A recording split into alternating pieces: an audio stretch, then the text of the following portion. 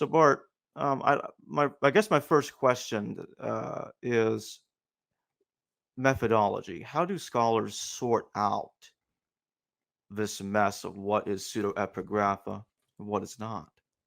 Yeah, so thanks, and it's a really important question, and one of the Mm, reasons it's tricky is because people tend to mean different things by the term forgery, and when scholars use it in this context, they mean something pretty specific, which is what you were talking about, which is if you it has to do with who the author really was. This is what we mean by forgery.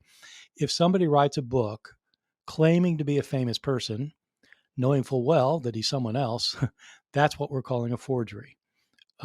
So we're not talking about like when somebody makes up stories about Jesus or somebody fabricates something or somebody like changes what someone else wrote or those are all very important issues, but they're not what we're talking about when we talk about forgery. Forgery is somebody claiming to be someone they're not when they write.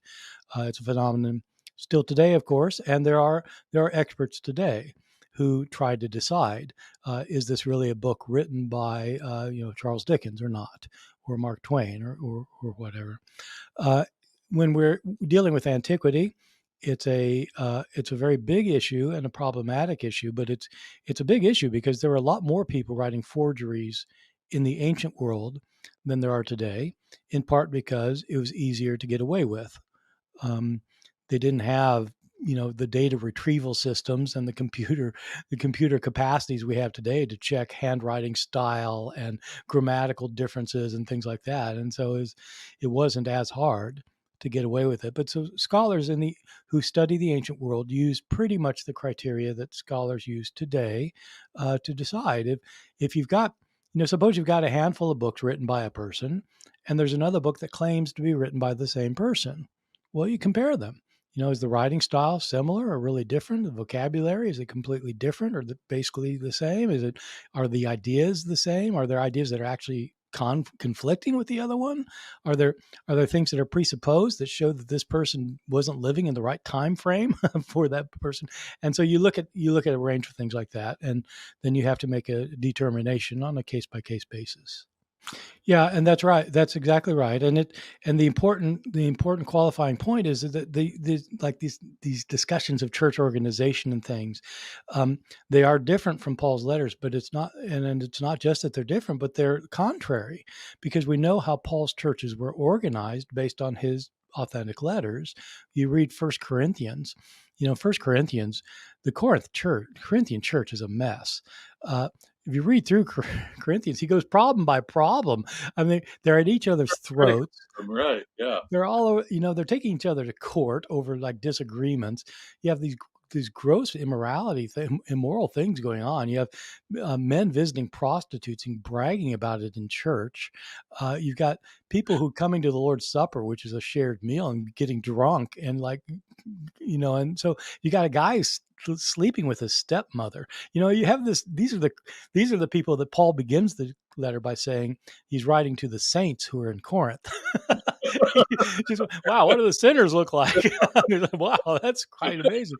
But when Paul writes to deal with these problems, he doesn't write the church leaders and say, look, get your people in order. You're supposed to have control of these people. You're the shepherd of the sheep. And he doesn't write to the leaders. And the reason he doesn't write the leaders is because there weren't any leaders yet. In Paul's churches, it was understood that the Holy Spirit was guiding people and how they were to live and to behave and perform. And when you get to the pastoral epistles, there's none of that. The pastoral epistles says you've got bishops and you've got deacons and you've got these orders of people and that are running the show and not in Paul's. So it's a difference. So it's things Paul doesn't talk about that in fact run contrary to what he does talk about. So a lot, as most scholars of the New Testament tend to be Christian, and they revere the Bible, even when they recognize that the historical scholars recognize that Paul didn't really write these letters.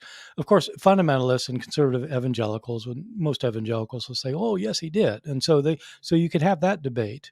But if you genuinely, on historical grounds, think, look, Paul just didn't write these letters, and you have reasons for thinking so, but you have an attachment to the Bible as a source of reverence for your Christian tradition, then you have to have some other explanation other than, well, somebody's lying about it. They're forging this. And so that's why people started coming up with these ideas that try to excuse the practice. It's a pious fraud, or the person was inspired by the Spirit to claim they were Paul. There's the Spirit, and this is the Spirit speaking what Paul would have said if he were in this context. And you come up with explanations like that. So I've got two books on this, as you know, Jacob. That the book Forged, Jacob, that you were referring to it's a book for a general audience, a broader audience, where I lay out a lot of this stuff. But for the really kind of hardcore stuff, where I really go for it for scholars, is my other book called Forgery and Counter Forgery. And as you know, that's where I really go after this question. Is it true that there are such things as pious frauds in the ancient world? Is it true that people thought that they could be inspired by the Spirit in order to claim to be somebody that they're not? What kind of evidence is there? Let's look at the evidence. Let's evaluate it. And in almost every instance, it's pretty clear these categories of pious fraud and stuff are just things people are making up. They're just modern people are just making stuff up because they don't like the idea that like somebody would lie about who their identity is. Because obviously that's troubling, especially in the Bible. And so I get it, but I don't think there's any evidence for that kind of thing. Take the super chat question. Mark Morledge, thank you for your super chat. What are the best conservative arguments for defending the traditional view for Pauline authorship of the pastoral letters 1, 2 Timothy, and Titus?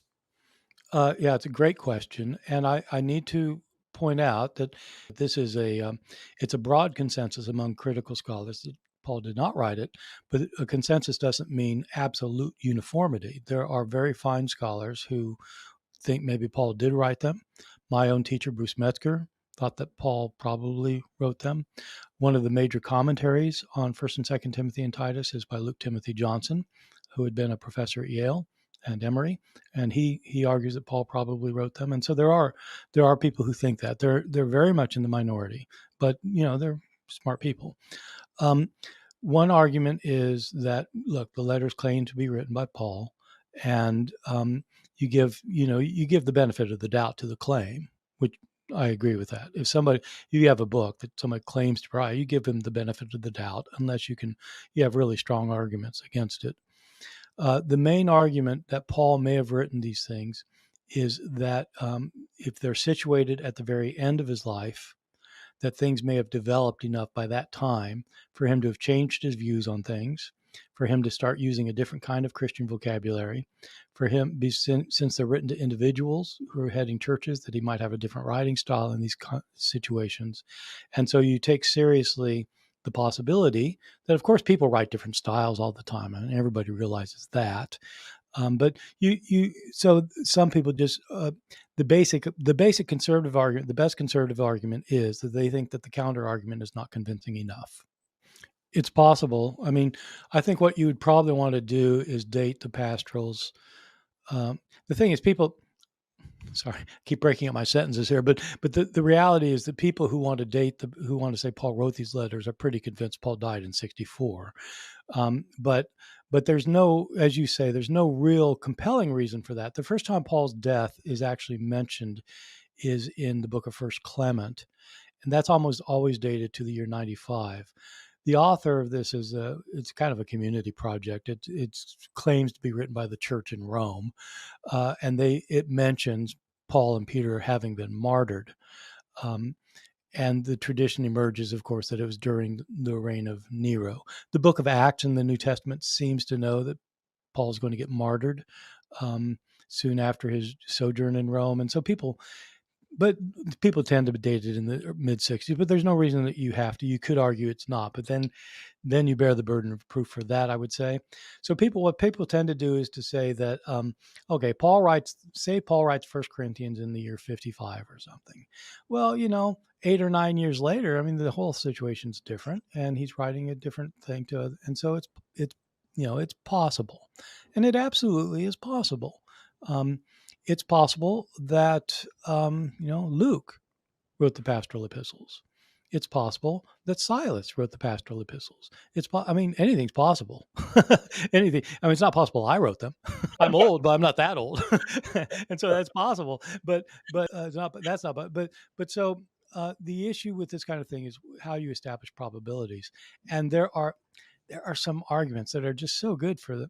I'll give you one. I'll give you one for the pastorals. Is that sometimes the pastoral epistles will use a word that's very common in Paul. That's like it's a major word for Paul, and he'll use it in a sense that Paul absolutely does not use it in. The word faith. Faith is an important word for Paul, and faith in the pastorals does not mean what Paul means by the term faith. For Paul, faith means it's a relational term. It means trust in what God has done. You're trusting God to provide salvation through Christ. It's a relationship of trust with God. And in the pastorals, it's not that at all. Faith is the content of what you believe. It's the propositional truths.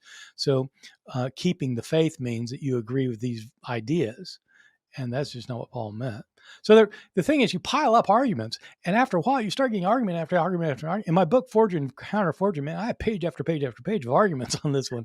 And it's like at the end of the day, you just say, yeah, okay, probably Paul didn't write them. So this is where definitions get really even more sticky than I mentioned earlier, because Matthew, of course, circulates under the name Matthew, but the author himself doesn't call himself Matthew. So the reason people started calling Matthew sometime in the 2nd century after the book had been in circulation for a long time. The author never says, I'm Matthew. He doesn't ever talk in the first person. He gives an account of how Matthew became Jesus' disciple. The call of Matthew is in Matthew in the chapter 9 of the Gospel of Matthew. And there's nothing.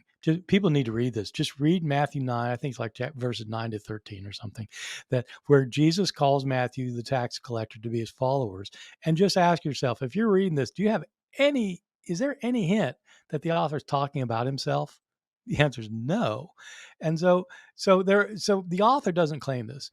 The gospel that we have in our early manuscripts has a title on it, kata matayan, which means according to Matthew. Well, that's not a title that an author puts on a book.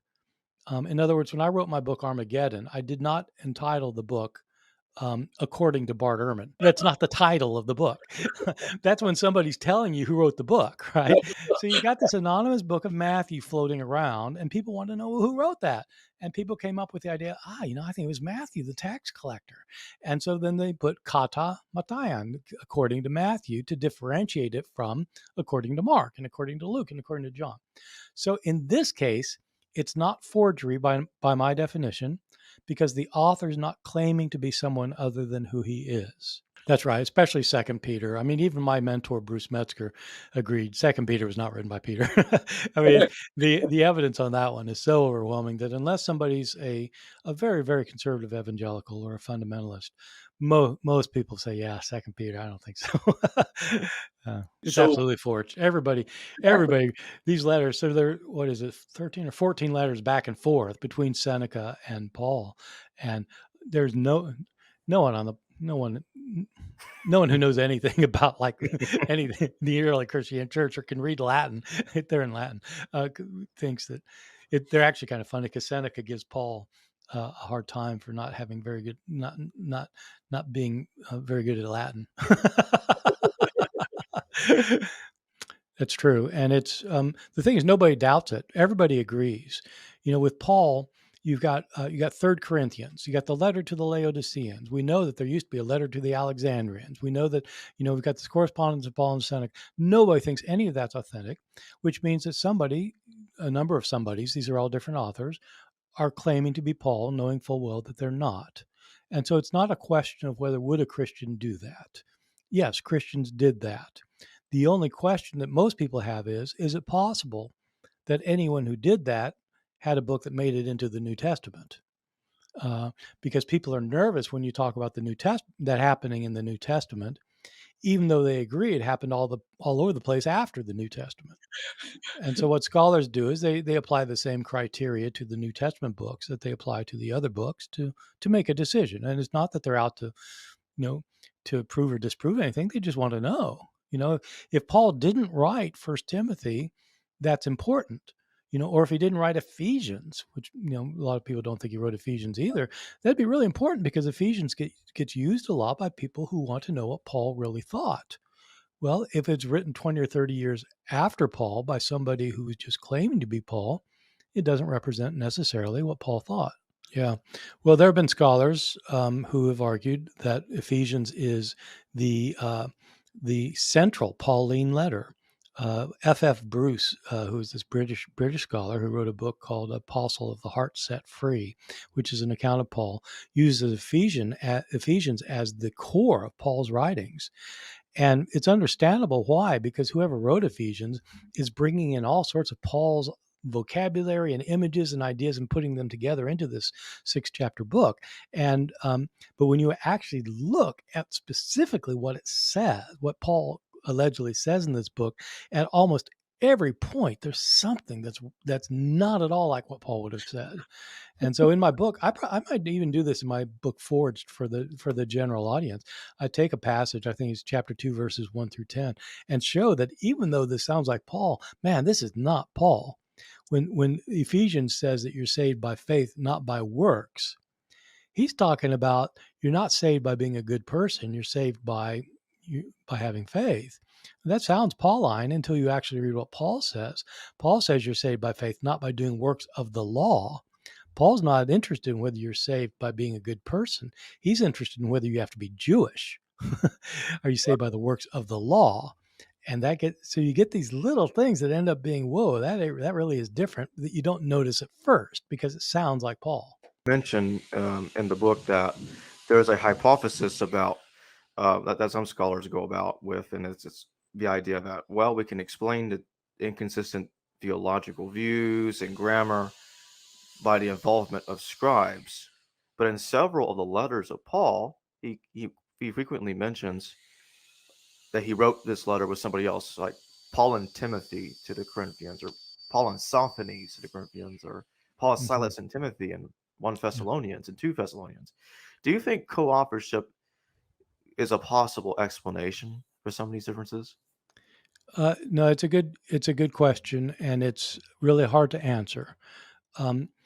Some scholars tout this as being kind of the obvious answer as well. Some of these books are co-written, and others aren't. And so the ones that are implementing somebody else's writing style and theology and such.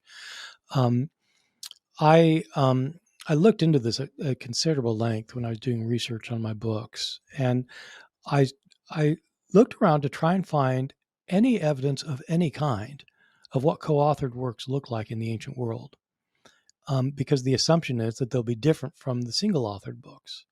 And I couldn't find any evidence at all. I mean, we don't have, there's nothing to compare it to. In other words, it's not like you have writings. Just take Seneca. I've been reading a lot of Seneca lately. And so take Seneca. If you got Seneca writing a letter, and suppose you had a book that's like co-authored, Seneca and someone else, and you knew that it was co-authored, and you knew that you had some of Seneca's work that was not co-authored, then you could compare them, right? And see, is it the same style, different style, same vocabulary? You could do that. You don't have a database though you don't have a database for any of these. You don't have that. You don't have that phenomenon that you can actually work it out. How different is it? And so in my book, I try to go into it a little bit further and ask, well, why in these books that claim to be written by Paul and Sosthenes or Paul and whoever, why is it that in the middle of once you get past the greeting, it's always the first person singular pronoun, I? In 1 Corinthians, it's Paul talking about himself. He starts off by saying he's co-authored, but then it's all I. It looks to me like what he's saying is that he's writing this and he's with these other people and they're kind of looking on, or they're maybe talking, but he's the one doing the writing. And these books that are allegedly co-authored, even in like 1 Corinthians and things, they're perfectly consistent in terms of the writing style and such with the ones that Paul wrote by himself. So I don't think it's a very strong argument. And if it were to be a strong argument, you'd have to find some kind of evidence that shows that this is that people's style and thinking and vocabulary changes when they have a co-authored book. I've never seen any evidence for that. What about in 1 Corinthians, I think it's in 1 Corinthians 15, compared to what Paul says in Galatians, I think it's in chapter 1 or 2, um, in which he states in Galatians that he'd learned his theology from no man. He received it from revelation. But in 1 Corinthians, he learns it from men. So what do you Yeah. think is going on there? Yeah. The question is, what is the antecedent of this? I got this. Well, these are two different books talking about, dealing with different issues, obviously. And so you have to ask, what's he talking about? In 1 Corinthians 15, he tells you what he's talking about. He's referring to the creed that shows up in 1 Corinthians 15, verses 3 and 4, where he's learned this from others, that Christ died for our sins according to the Scriptures and was buried. Christ was raised from the dead on the third day according to the Scriptures, and he appeared to Cephas and to the 12. He's heard that from other people. When he's talking in Galatians, what is he referring to? He's not referring to that. He's referring to what he calls his gospel, which in Galatians is the good news that salvation comes not just to Jews, but also to Gentiles without keeping the law. That's his distinctive spin on the salvation story, that Gentiles don't have to convert to Judaism. It's what the entire book of Galatians is about. And he says that if anybody teaches differently from this, everybody tells you have to be circumcised, they will be cursed by God. So here the issue is not whether Jesus died and was raised from the dead. Here the question is the gospel message that Paul preaches, that Gentiles can be saved without converting to Judaism. Yeah, yeah, that's right. Yeah, he says that they agree with him, but they're not really being very consistent. And but he goes after them. And apparently, he says he and Peter had a falling out in public. It's interesting. He doesn't report who won the argument, or he thought he won the argument. He doesn't report like everybody sided with him, and so it may be that they didn't. But it's a very different context. And so what he's saying is that when he had his vision of Jesus is when he realized that Christ told him this applies to everybody. In 1 Corinthians 15, he's not talking necessarily about when he converted. He's just saying, I heard this. I think he surely heard about Christians saying that Christ died and was raised from the dead before he became a follower of Jesus himself. I mean, that's why he's persecuting these people. I think so. I mean, I think, and I think that what Paul's doing is Paul's the one. I think Paul's the one who realizes that in fact being Jewish isn't the key. It's hard to know whether Paul objects to Jews maintaining the Jewishness. I don't think so. I think he thinks it's fine. You got these customs, keep your customs. That's fine. But to say the Gentiles have to follow them, that's wrong. And if you say that, you're cursed by God. So that part gets serious. But and he does, of course, he doesn't think that the law can provide salvation. The problem for Paul is that the law tells you how to behave. It just doesn't enable you to do it. You need the Spirit of God to do it. And for that, you got to believe in Christ. I would like to circle back to the bishops and deacons and the pastoral epistles, but just before I do that, Clark Morledge is back with another super chat. Thanks again, Clark. When evangelical egalitarians say 1 Timothy 2:12 is about Ephesian women influenced by the Artemis cult, is this failed attempt to rescue Pauline authorship? Whoa, I have to admit I don't have 1 Timothy 2:12 memorized, so I'm going to look it up here. I think it will sound familiar to all of us. Right. Is this the right verse? 1 Timothy 2:12. I permit no woman to teach or to have authority over men. She's to keep silent. Is this a failed attempt to rescue Pauline? Ephesian women. Okay. So, no, I don't think that there's necessarily, well, 1 Timothy 2 doesn't mention anything about Ephesus.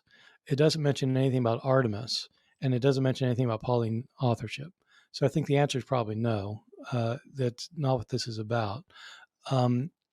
my sense is that this is this passage. This is that notorious passage that I should have known if he'd given the whole thing. 1 Timothy 2, verses 12 through 15, is this notorious passage where where the author, claiming to be Paul, tells women that they have to be silent in the churches. They're not to exercise any authority over a man because Adam was created first, not Eve. And Adam wasn't deceived. The woman was deceived, and then she misled the man. And so women can be saved if they bear children, but otherwise they have to be quiet in church. And so he's dealing with this author's dealing with an internal Christian situation where women are recognizing that that Paul had said that they're in Christ. There's no male or female. That women are equal with men in the church, and they're behaving like it. And this author, along with other men, didn't like that, and he points out that that men cannot be instructed by women, because when women instruct men, it's always bad news. Going back to Adam and Eve, where Eve was deceived by the devil, not Adam, and she then misled the man. So what happens if you let women teach in the church? They'll be misled by the devil and they'll mislead the men. And so women can't teach in the church. So I don't think it has anything to do with the Artemis cult or necessarily Ephesus or anything like that. Yeah, and it's interesting because there may be a correction in one of Paul's own letters as well. In 1 Corinthians, back to 1 Corinthians, in chapter 14, verses 33 and 34, you have a very similar line about how women are not supposed to be talking in church. They're getting problems, they let them ask their husbands at home kind of thing. And those two verses are thought by many scholars to be inserted into 1 Corinthians. So the deal is that this would be what we call an interpolation rather than a textual change. By interpolation, scholars mean a verse that's found in all the manuscripts, but it looks like the author didn't write it. We have instances of that in a few places in the New Testament, and this looks like it's probably one of those. The arguments are a lot harder to make for an instance like this than they are for saying, like for example, lots and lots of places. You've got like one manuscript says one thing, one says another thing, and you got to figure out which thing is the original thing. Well, there you got manuscripts saying different things, and so somebody's changed it. In this case, the burden of proof is a lot higher. If all the manuscripts have it, then you have to say, well, it got changed before any of our manuscripts got produced. Well, I mean, our first manuscripts of this passage are hundreds of years after the thing was written, but even so, it'd be pretty early. So you have to have a really high burden of proof. But this is one of, I think, maybe two places in the entire New Testament where I think probably it's right that this was interpolated, because the verses are really problematic. Doesn't that verse in 1 Corinthians 14 that you just mentioned appear in different places in the same manuscripts of 1 Corinthians 14? This is the very slim textual argument, is that they are in every manuscript, but in one part of the manuscript tradition, a small part of the manuscript tradition, they occur after verse 40 rather than where they normally occur.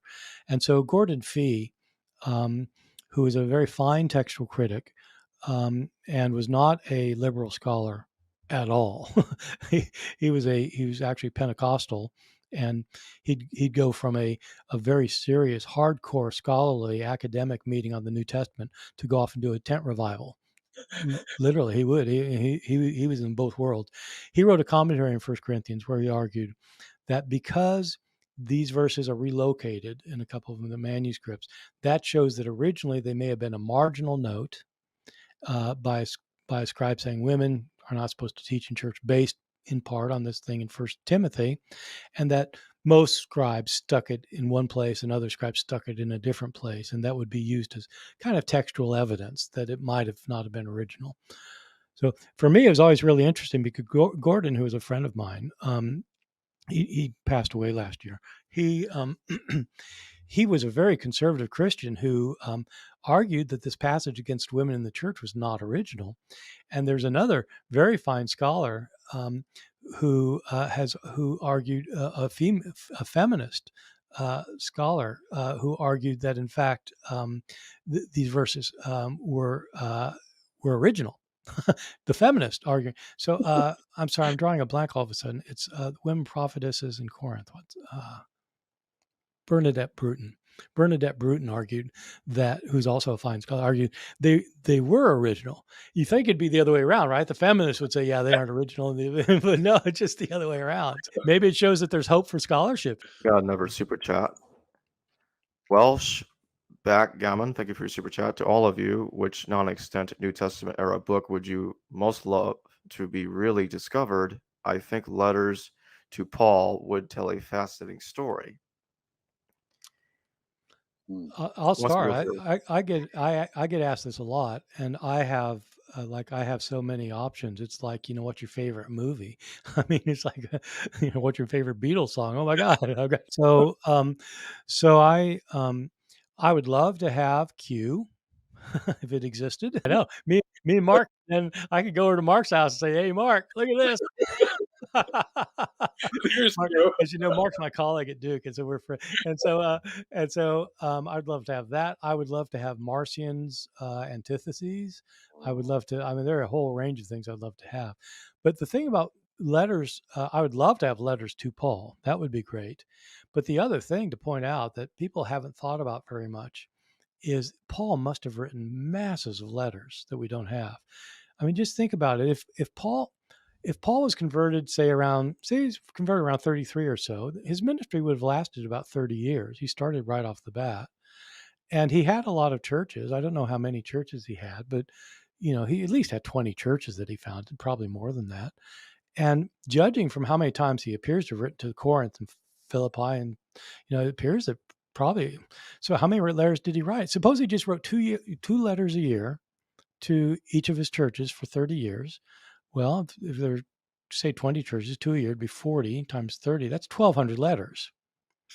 We have 7. Oh, I think there must have been more than 20 churches. And there are hundreds and hundreds of letters missing. And, people didn't save them. They just thought they were letters. And so whoa, I'd like to find some of those. Yeah. No, first editions would be nice of most of these things. I'd like to find a first edition of the Gospel of Luke. I don't think it had the first 2 chapters. So a lot of stuff that's there that doesn't seem like it fits. So, but that's another story. So But I like to circle back to the bishop Oh, and yeah. deacons and the pastorals. Doesn't the beginning of doesn't the beginning of the epistle to the Philippians? I know Mhm. that scholars think it's probably a composite letter. It's probably like 3 different letters that's been spliced into one. Yeah. Uh, but doesn't the beginning of it say something about deacons? And some Yeah. translations even go as far as saying bishops. Like, It what do says you think both. of that? So Yeah. it's Paul's writing to the church in Philippi, and everybody thinks this is probably an authentic letter. And some people think Philippians is just one letter. It looks like it's got to be at least 2 and maybe 3 for complicated reasons. But um, but he starts off by saying that he's addressing it to the church in Philippi, and it's overseers and deacons, as it's translated sometimes, bishops and deacons. It's episkopoi and diakonoi. Uh, Episcopoi is where we get episcopal from. Episcopacy means one who looks over, and so the leader of the church is one who's looking over the church. So it becomes the word bishop. It's clear that Philippi had people that are called bishops and deacons. That's completely right. There's nothing to indicate that they have authority to solve the church's problems, or that they're given, that they're controlling the church or in charge of the church. So it's not clear what they're doing or who they are. When you get to the pastoral epistles, it's very different, because there the bishops are making the decisions in the church. There are regulations about who can be the bishop, who can't be bishops. Same with deacons. You got regulations. These are the people calling the shots. And so there's nothing like that in Philippians. But it's clear that there's something like, developed, kind of maybe a nucleus, something starting already by the time Paul writes Philippians. Yeah, might think so. Yeah. The thing with Philippians is that one reason for thinking that it's 2 letters is that it's part of the letter, the tone changes rather radically in the middle of it, from being a letter of kind of joyful happiness with these people to being really kind of ticked off at them. And And there's this he talks about this companion of his named Epaphroditus that they were worried about, and that now that who got very sick and almost died. Word got back to them, and then Paul found out they had gotten word, so he writes them to get back. And in part of this letter, it looks like there's been a lot of back and forths, and it doesn't really tie in well with the first part of the letter. So it looks like you got two letters, one earlier and one later. Yeah. So, but it's hard to know. It's hard to know how to date these things, really. Yeah. I have friends. I have friends who, like Mark Goodacre's friend over his colleague over at Duke. Richard. Sorry, it's been a long day already. Has written a book on Pauline chronology. So you have these people who write these Pauline chronologies where they basically tell you where Paul was on April, 53, year 53, where he was in April.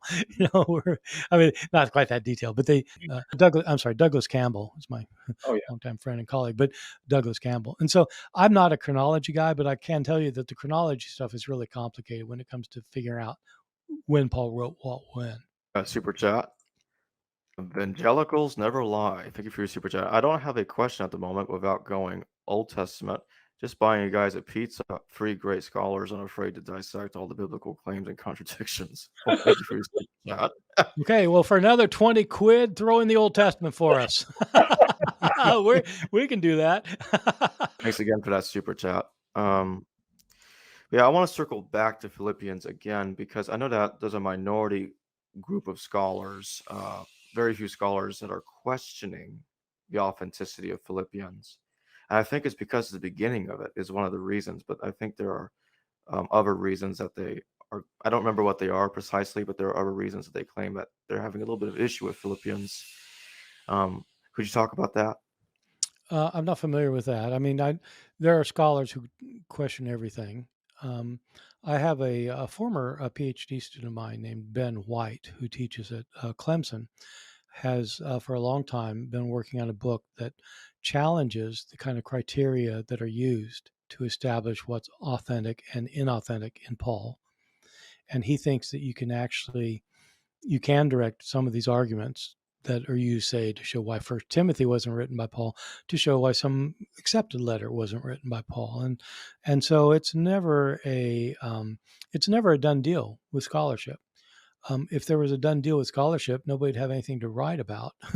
And so, one problem with that is that it means that any kind of thing that basically everybody agrees on, the way you make a name for yourself is to disagree with it, and then get people on your side, and that's okay. I mean, it does mean though, like if you hang around the industry long enough, you just see the pendulum swinging back and forth. First they think this, then they think this. So when I was in graduate school, I mean, not so much with the Pauline letters, but when I was in graduate school, for example, just the common orthodoxy was that Matthew, Mark, and Luke were not used by John. Just that's the common view. Everybody had that, and now like everybody's changing that view. And the orthodoxy was always that the book of Acts was written in 80 or 85, and now there are a lot of scholars arguing no, it was written in the year 120. And so things change within scholarship even when you're dealing with things 2,000 years old. That can be a healthy thing. It can also mean that you can just now on the internet, you can just make up some crazy thing and write it out there, and you'll have 1,000 people who agree with you, just on principle. Yeah. So we call the seven the undisputed Pauline letters, but it's a misnomer because what is undisputed in our world, and nothing's undisputed about Paul. So, I mean, I had a debate. Actually, I had a debate. Jacob, you may have heard this debate, but I did this debate with Robert Price. Yeah, I remember that. Yes. Yeah, and we had this debate about whether Jesus existed, and I was using one of the standard arguments that Paul knew his brother, and it's kind of hard to imagine Jesus not existing and his brother not knowing about it. You would think that's something his brother would know, and it's found in the book of Galatians. And Robert, on stage said, "Well, I don't think Paul wrote Galatians." And I just started laughing. I couldn't stop. I mean, it's very I shouldn't have done that, and I had to apologize to him later. I just thought, wow, okay, that's one way to deal with an argument. It's not that you reinterpret it to explain how Paul could mean brother, but not really mean like physical brother, but to say, well, Paul didn't write Galatians. That boy, that would take a lot of arguing. If you don't think Paul wrote Galatians, people think, people have ideas. I didn't even start hearing the word historicism until recently. It's like, historicism. There's a name for this? It's like, say, what? There's a name for what everybody thinks? Wait. It's like people who believe that there's an atmosphere. Is there a name for people who believe in an atmosphere? Oh, you're an atmospherist. Who read books I'm like a yours? what? You have To say that Jesus himself is a myth. I mean, we have a lot of made up stories about Abraham Lincoln. Doesn't mean he didn't exist. I mean, man, we have made up stories about a Barack Obama. They were made up while he was still in the White House. And it's like, well, so the fact that you have made up stories doesn't mean he didn't exist. I mean, to their discomfort, he did exist. So I think you have to differentiate between the questions of whether you have lots of legendary material versus did the guy exist or not. I want to get into Simon Magus because in Forged, you mentioned that in the Clementine homilies, the Clementine romances, it seemed to you that Simon Magus is basically a repurposing of Paul, because Simon Magus is mirroring Paul's argument with Peter, and the name Simon Magus is a double of Simon Peter. So, do you think that the Clementine tradition is taking the Simon Magus from Acts and then rewriting the character to mirror Paul? Yeah, it's a good question, and there are a lot of debates about. I mean, there are not a lot of debates about the pseudo Clementines because there's not a lot of people study them, but there are debates about the Simon Magus figure in the pseudo Clementines. For people who don't know, you've mentioned the recognitions and the homilies. These are two long books, narratives that are focused on Clement of Rome. This figure I mentioned earlier, the book of First Clement, was allegedly written by this person, and so Clement of Rome was one of the early bishops of Rome, depending on how you count, the third or the fourth bishop of Rome.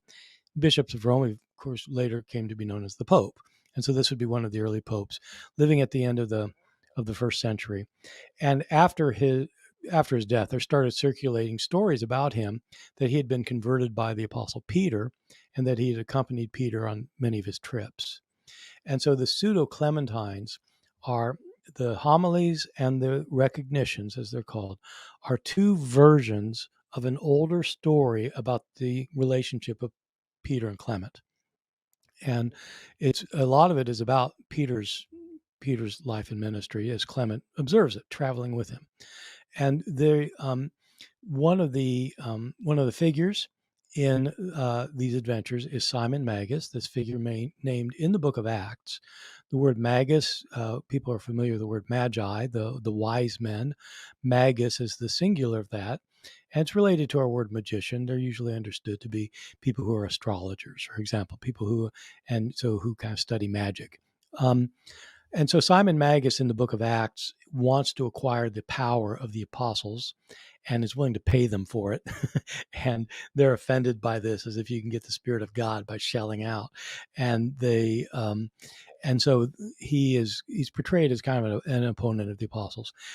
After the New Testament period, he becomes a figure who's thought of as an apostolic opponent, especially an opponent of Peter. And so in the pseudo Clementines, he is an opponent. And in other Petrine books, such as the Acts of Peter, which is not related to the pseudo Clementines. The question in the pseudo Clementines has been, the thing that's debated is whether Simon Magus is being portrayed as a Paul figure, whether he's using it as a nickname for Paul or attributing Paul's ideas and views to Simon Magus. And that it may be right. I occasionally think so. Apparently, when I wrote my book, I thought so. I don't remember just now, but the thing is that Peter's enemy in the pseudo Clementines, in another place, clearly is Paul. It's not in the recognitions or the homilies. There's a letter, again allegedly written by Peter, so it's a forgery. Nobody thinks this one's authentic either. So in addition to 1st and 2nd Peter in the New Testament, you get one in the Pseudo Clementines, the beginning of the homilies, which is sent to James, the brother of Jesus, the head of the church in Jerusalem. And in this letter, Peter says that he wants James to protect his teachings because people are going to change them and corrupt them, and he wants to make sure that he protects them, and he only gives his writings to people that he can trust because he doesn't want people to manipulate these things. And then he speaks about people who are his enemies, and he names one in particular. Doesn't name him. He says that that some people are saying that he, Peter, preaches a lawless gospel to the Gentiles. So a Christian preaching to the Gentiles that does not involve the law. That sounds like Paul. And Peter says the person who does this man is my enemy. Whoa.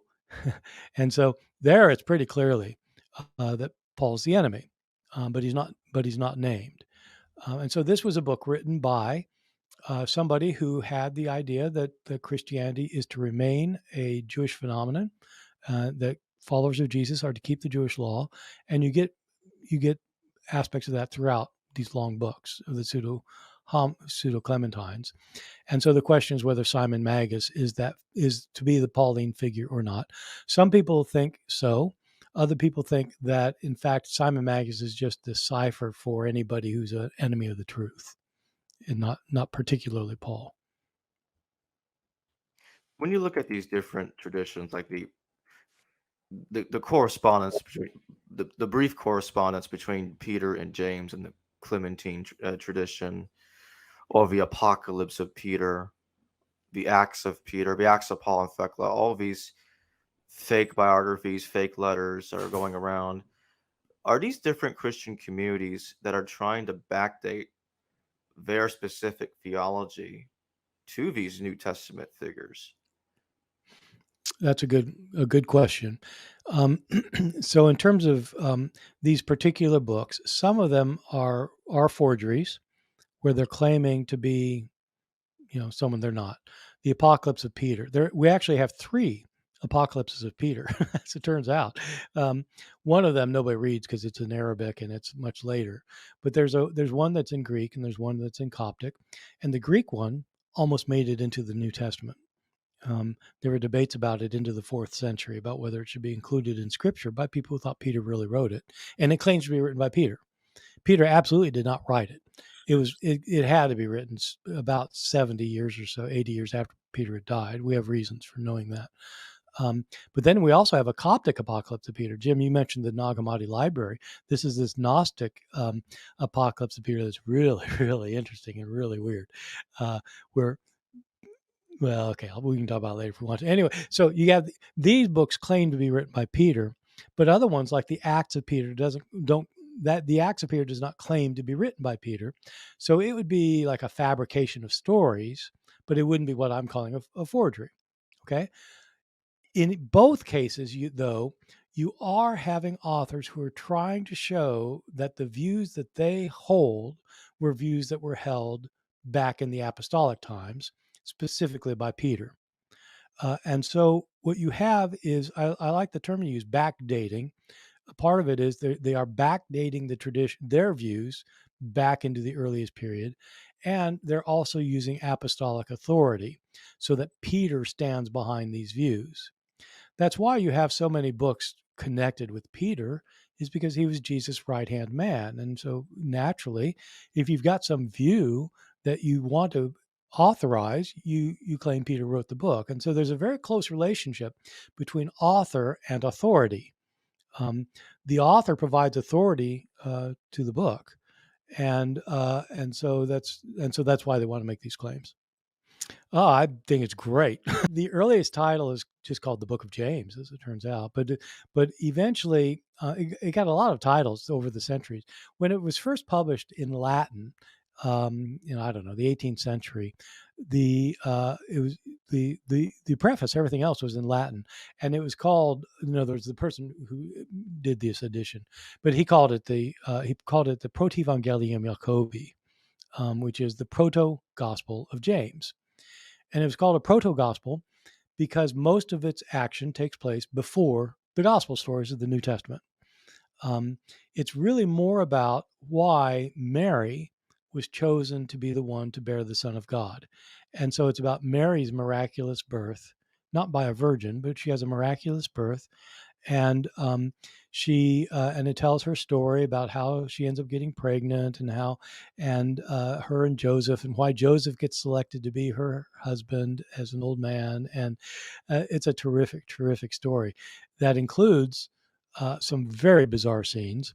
My favorite of which is Mary. So in timeout. So in the New Testament, you actually do not have a virgin birth. What you have in the New Testament is a virginal conception. Mary is a virgin when she conceives, but there's nothing about whether she's a virgin at birth.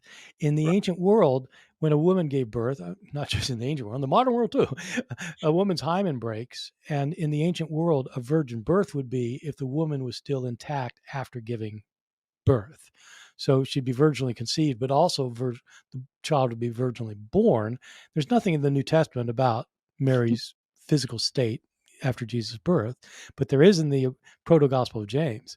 Joseph has gone off to find a midwife. They're getting near Bethlehem on their trip, and Mary goes into labor, and he has to find some place to, so she could do it in private. And he finds his cave. He takes her into this cave, and he leaves her with one of his adult sons to watch over. And he runs off to find a midwife because he doesn't want to deliver this thing. And so he runs off and gets a midwife, finds a midwife, brings the midwife back, and says, she says, "Is this your wife in this cave?" No. She's Mary, but she got pregnant by the Holy Spirit. What? No, I don't believe that. And he said, "No, really, she got pregnant by the Holy Spirit." Oh, really? So you take, trust me. And so they go back. So they go back to the cave, and the cave is shining so brightly they can't even see inside of it.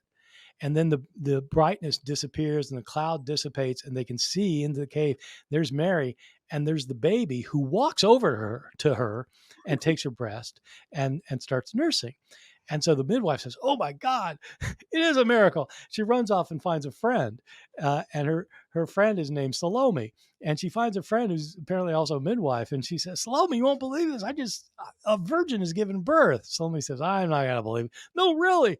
Salome says, "I won't believe it unless I give her an internal exam." And so, okay. And so they go back to the cave, and the midwife says to Mary, "Okay, brace yourself. There's some controversy here." And Salome gives her an internal exam and realizes, oh my God, she is a virgin. And then, because she's disbelieved the miracle, her hand starts burning, and she prays to God to heal her hand. And God tells her to pick up the child. And she picks up the infant Jesus, and so it's its first miracle. He heals her hand. Man, you wish this one made it into the New Testament. But it is definitely so. The text as we have it claims to be written by James, which would be James, the brother of Jesus, and it absolutely was not written by James, the brother of Jesus. So yeah. So if that claim goes back to the original version of this, then it would be another forgery. Does it seem to you that this proto-evangelion of James is trying to build on the virginal conception of Jesus that we see in the New Testament, as basically elaborating on it further? Yeah, what happens is that it gets elaborated in a lot of ways. The idea that Jesus was conceived of a virgin. In the account of the virginal conception is found only in Matthew and Luke in the New Testament. So it's not mentioned in the other two gospels, and it's not mentioned in Paul or anywhere else. And so it obviously wasn't a huge doctrine for the earliest Christians, even though it became a huge doctrine later. But and Matthew and Luke have Jesus conceived of a virgin for two different reasons. In Matthew, it's to fulfill the prophecy of Isaiah 7:14. That's why he has to be conceived of a virgin, because Isaiah predicted it. In Luke, he has to be conceived of a virgin because he really is the Son of God. And so God got her pregnant. And so it's more of a literal, he really is the Son of God because of this. And that's all you hear about anything about virginal conception or birth or anything like that in the New Testament. Eventually, people started expanding this idea. One expansion was what we just saw, is that not only did Mary conceive as a virgin, she gave birth as a virgin. They eventually developed the idea that she was perpetually a virgin. In the New Testament, Jesus is said to have brothers and sisters, but in several passages. But the idea developed that, in fact, Mary never had sex. And so that's why you start having claims that James and the other brothers aren't actual brothers. They're children of Joseph from a previous marriage. That's what you get in the Proto-Evangelium Jacobi, that these are Joseph's adult children. But then also later, by the time you get to Jerome, Jerome thought that Mary, of course, didn't have sex. She was pure her whole life, so she couldn't have sex. But Joseph was a saint too. He couldn't have had sex either. That means these cannot be children of a previous marriage, because Joseph never would have had sex. He's a saint, and so he developed the idea that is still the most popular idea in Catholic circles, that these brothers are actually cousins. That they're not brothers, they're cousins. But one other thing I have to say, because everybody gets this one wrong, which is that the other concept related to this is the Immaculate Conception. That's Mary. This is not the Immaculate Conception is not found in the Proto-Evangelium. It develops later, but the idea with the Immaculate Conception is not that her mother was a virgin. Her mother, Anna, was not a virgin. She's been having sex for a long time and trying to have a baby. What happens in the Immaculate Conception is that God works a miracle, that when Anna conceives, the child that is born of her does not inherit her sin nature. So Mary is not born with a sin nature. That's important, because even if Joseph isn't the father, if Mary's the mother, she'll pass on the sin nature to Jesus. But Jesus can't have a sin nature, so Mary can't have one. So she's immaculately conceived. It's through sex, but she's not given the sin nature. And so these are four different things: the virginal conception, the virgin birth, the perpetual virginity, and the immaculate conception. And Protestants have a heck of a time with that. Yeah. Well, Paul doesn't even seem to know about a virginal conception. I mean, he says, the only time Paul mentions Jesus' birth is this strange passage. One of you mentioned it. I think maybe you mentioned it a second ago. Galatians 4 forward, Paul says that Jesus was born of a woman. Like, born of a woman. What option does he have exactly? Born of a woman? What? Why are you saying this? So that's an interesting question. But he doesn't say born of a virgin, for example, or anything. So it's not clear at all that Paul knew anything about a virgin birth. And you're right, Tim. These ideas develop over time as theology develops. That's right, and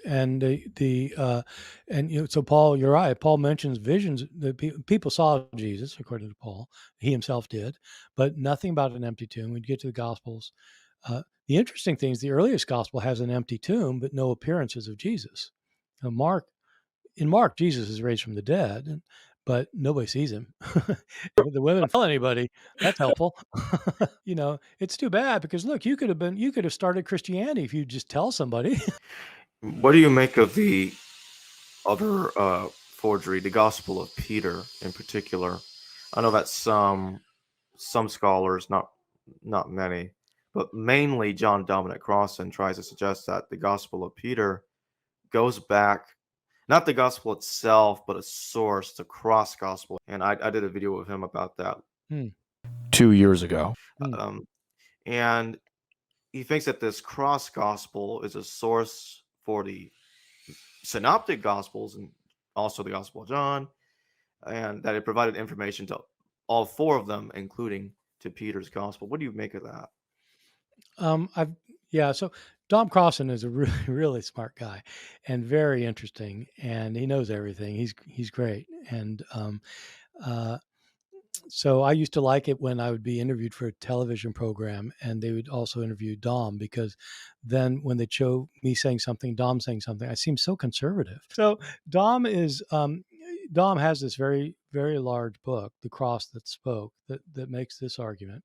And you're right, he does not argue that the Gospel of Peter is prior to the other Gospels, but he thinks that Peter and the others are all based on something that he calls the Cross Gospel, and that Peter represents it better than the others, so that in effect, if you want the earliest source, you have to analyze the source of the Gospel of Peter.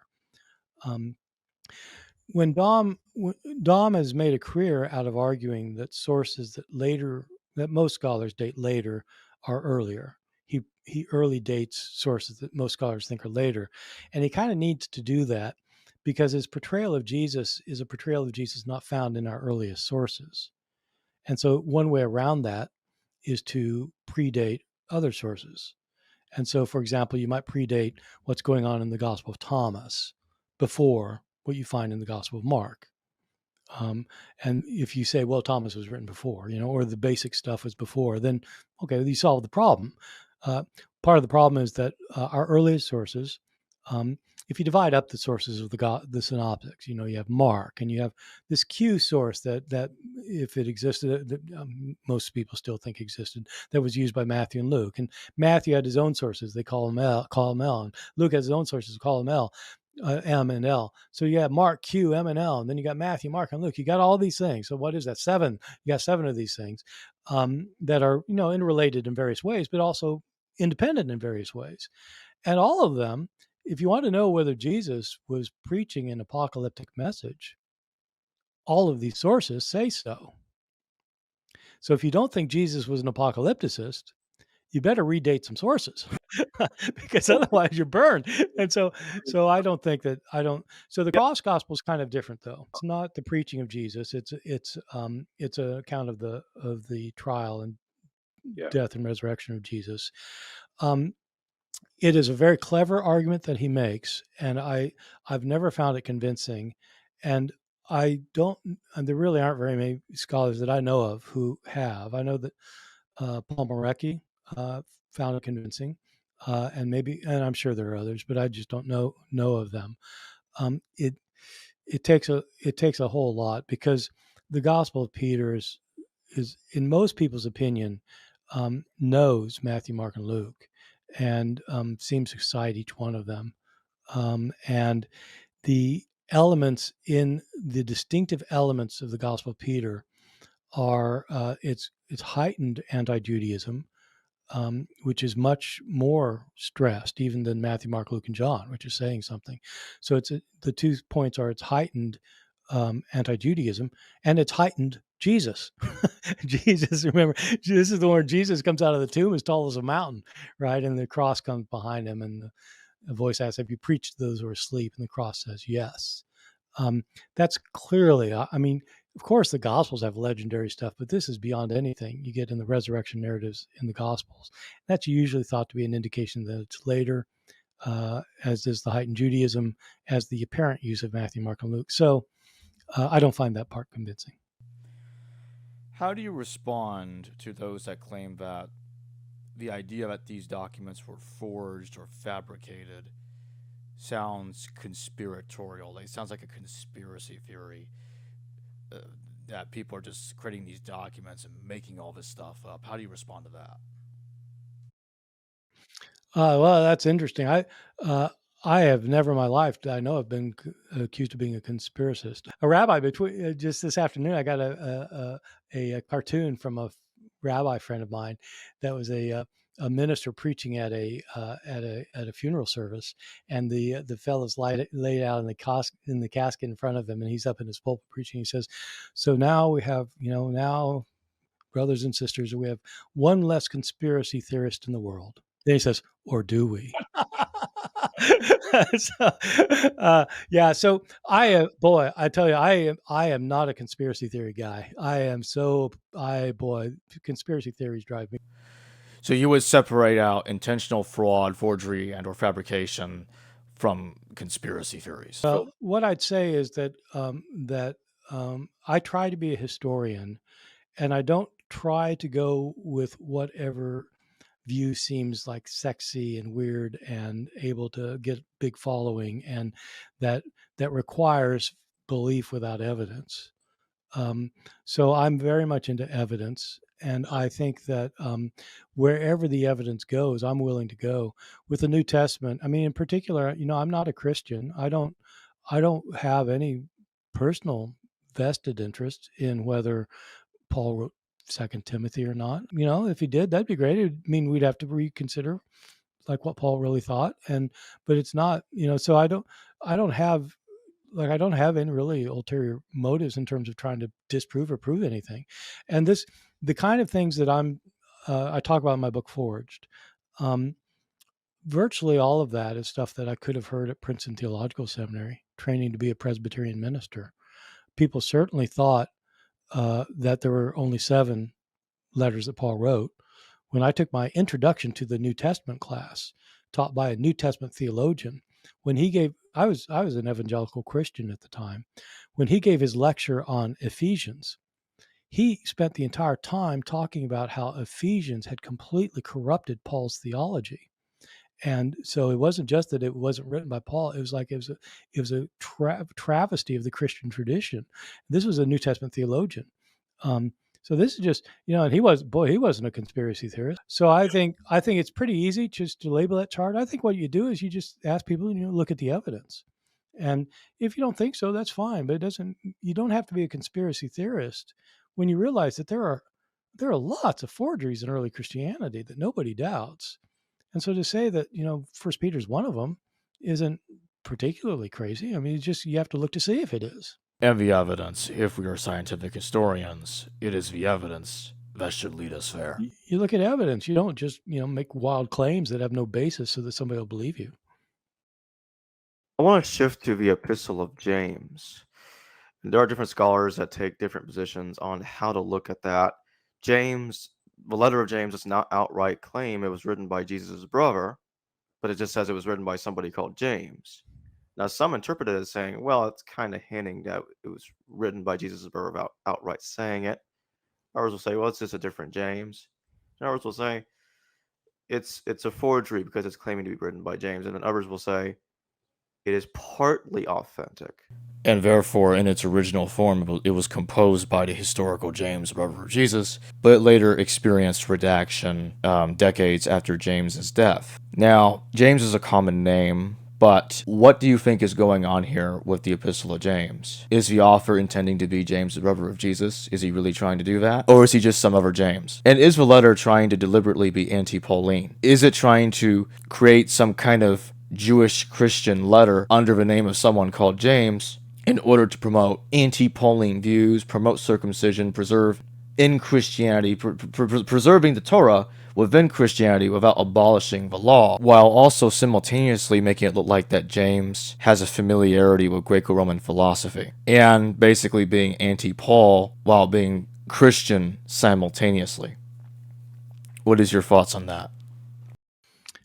These are all really good and I think very, very serious and important points. The issue with so both of the points you just raised about the name and the clear kind of anti-Pauline allusions are important, I think.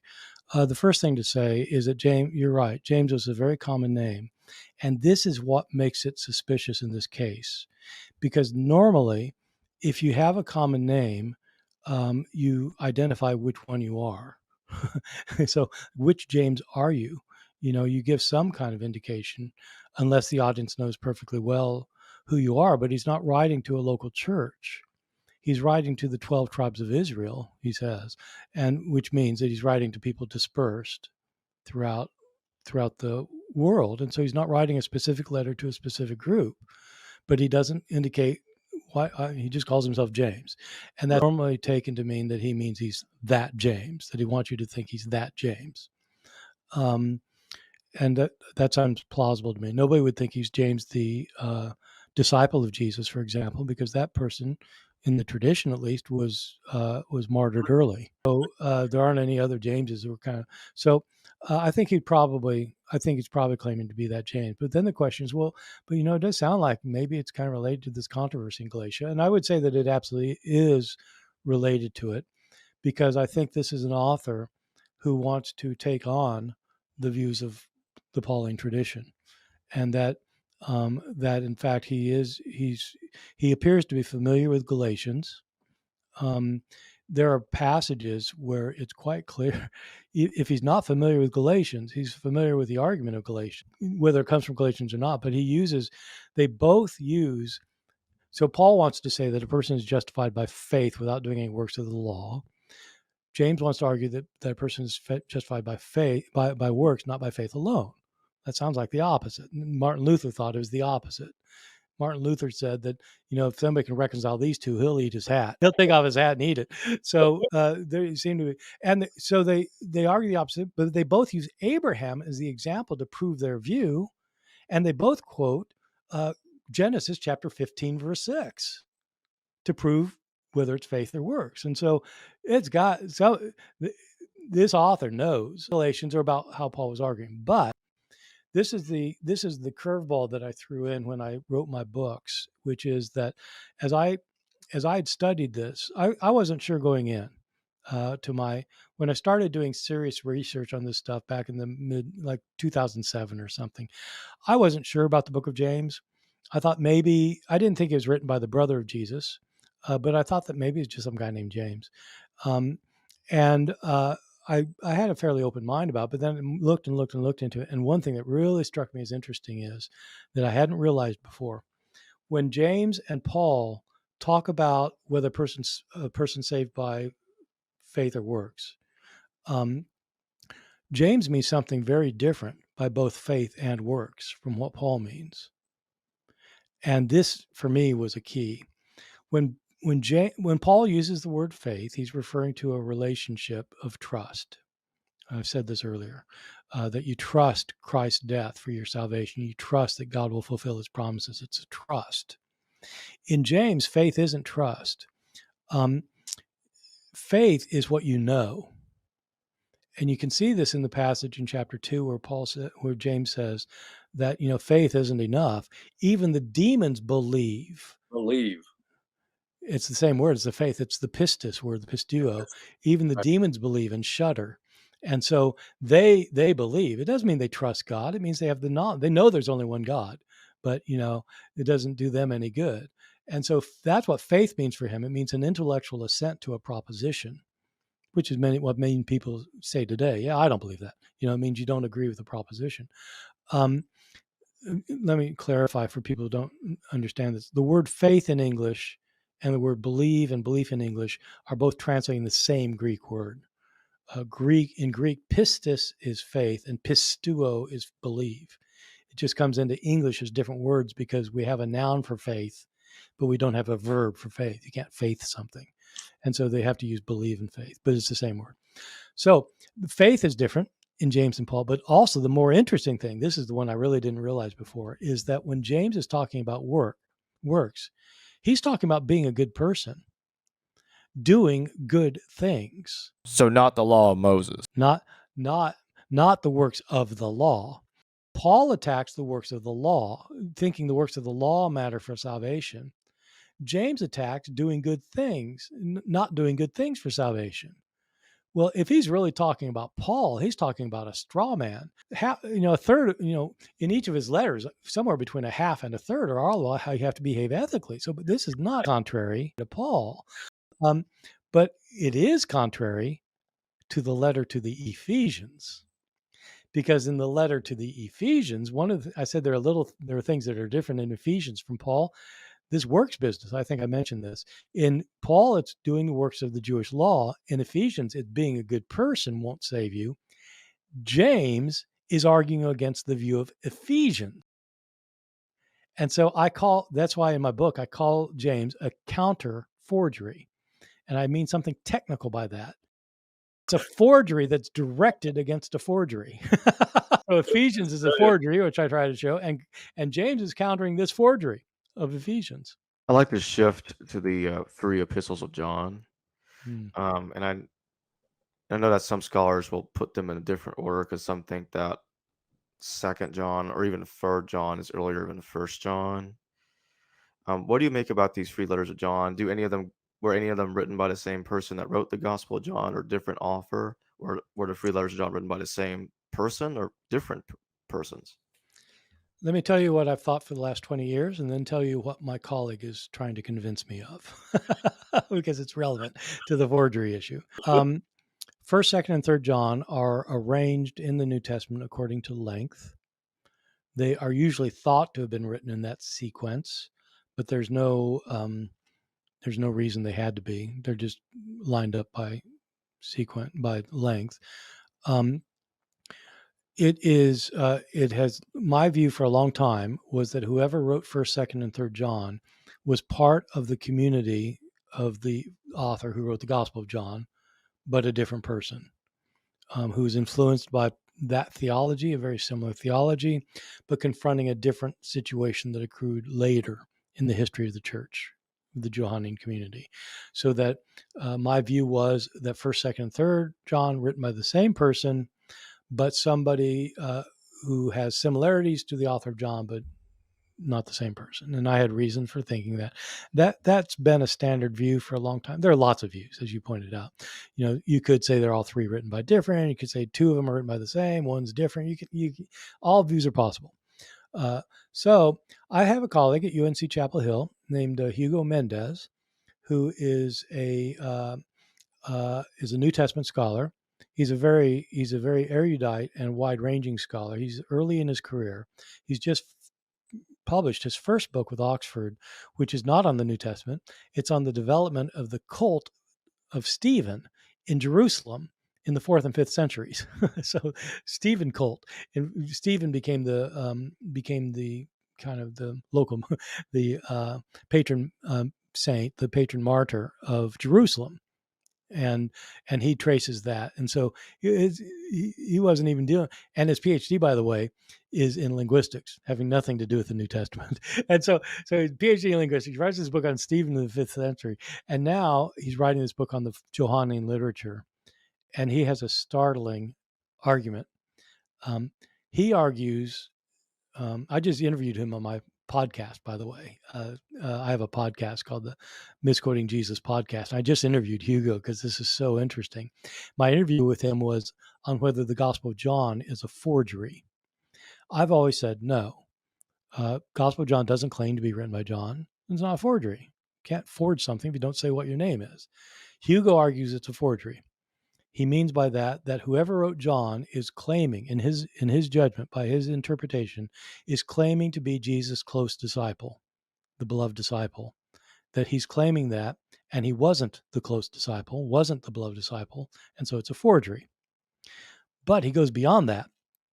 He thinks that 1st, 2nd, and 3rd John were written by 2 or 3 authors, and that 1st John is a forgery by somebody who wants you to think that he's the author of the Gospel of John, and that 2nd John is forgery wanting you to think that he's the author of 1st John, and 3rd John is a forgery claiming he wants you to be the author of 1st and 2nd John, and it's a string of forgeries, and that it's a forging tradition.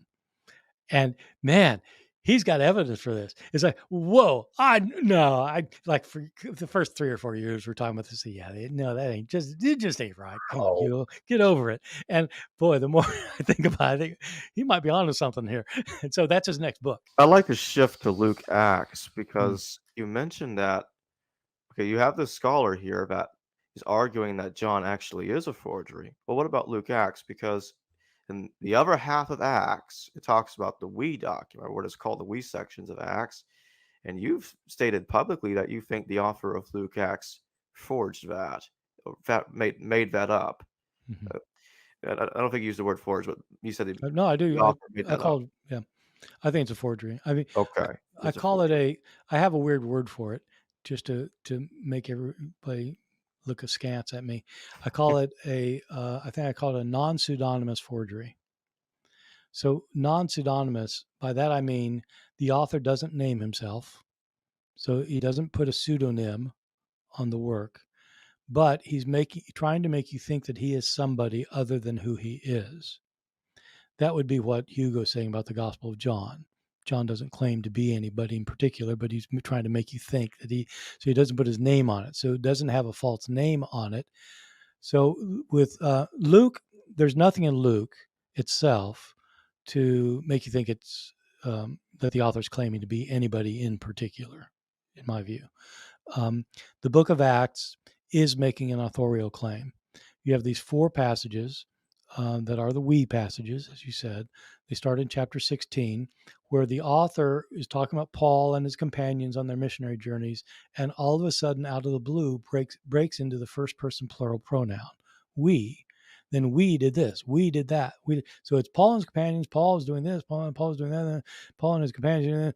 Then we went to, then all of a sudden, the we for a while. And then no transition, nothing like, yeah, then I joined up with them and it ends that way and then begins again. It does it 4 times. And so what I used to think, and that I taught for many years, is that the author of Acts, who also wrote the Gospel of Luke, had a number of sources at his disposal. When he wrote the Gospel of Luke, he had Mark, he had Q, he had L. And Luke said to Theophilus he had used many earlier sources. He says that many people have written these accounts and that he wants to write a reliable one, he says. And so, okay. And then it begins Acts a similar way. Theophilus, in my earlier book, I talked about what Jesus said and did. And so he links the two together. But in Acts, then all of a sudden, halfway through it, he starts using this we stuff. And it's clear. So what I used to argue was that just as he used sources for Luke, he used sources for Acts, and that one of his sources was a travel itinerary. That he had a diary that somebody had kept, on a partial fragmentary diary that he inserted into his account at the appropriate places. And that's still, I think, a possibility, but I don't think so anymore. Again, as I started digging deep into the research, I came to realize that this is a common ploy among forgers to not to make a big deal of it, not to claim that you are Peter, that like in 2 Peter, where Peter says, his name is Peter, and that he was on the Mount of Transfiguration, he heard the voice, and so he's not making stuff up, he's going on the voice on the Mount of Transfiguration. So he's like really going after it to make you think, oh man, it must be Peter. And Acts isn't like that. It's very subtle. He says we a few times, but it's with Paul. And so he's claiming to be a travel companion of Paul. Well, who better to know about Paul's life and teachings than a travel companion? And so it's a very subtle way to do a forgery. The response that I get all the time from people who don't believe it say, look, if he wanted to be a forger, he wouldn't be that subtle. He'd come out and say it. I mean, you can't be subtle and get away. I mean, how would you? And my response is, are you kidding me? He would be more effective if he did it differently. How effective can you be? For 2,000 years, people have said this was Luke Paul's traveling companion. That's how successful he was. I mean, what more could he do to make somebody think he's a traveling companion? And so it's brilliant. So some people are more subtle than others. It's far more persuasive than simply saying from Paul to someone, and more effective to say instead, and we did this and we did that. Yeah, because then you just assume it. You don't have to ask, oh, you just, well, okay, yeah, so he's with them now. Okay, yeah. So yeah, I think it's far more effective for the author to claim to be a traveling companion of Paul, rather than claiming to be Paul or someone else that knew Paul. And yeah. So anyway, so yeah, that I don't know if Jacob that answers your question, but I do think that I think it acts as. But I'm gonna go back to what you were saying earlier about you think that the first 2 chapters of Luke are absent from the original version. Probably were absent from the original version of the gospel. Do we have manuscripts of it where those 2 are missing, or is there more of a language reason why you think those 2 chapters were not there?